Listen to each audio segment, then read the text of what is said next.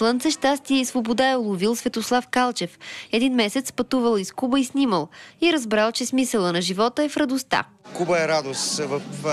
Навсякъде срещах само усмивки, само любов.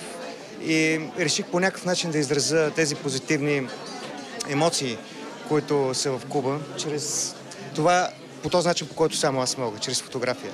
Духът на Куба научил младия фотограф, че истинска радост можеш да изпиташ, когато даваш. Затова решил да направи изложба средствата от продадените снимки да дари на Сдружението на родителите на деца с онкохематологични заболявания. Радостта в очите на Плами и Ванеса доказва, че каузата на изложбата е истинска.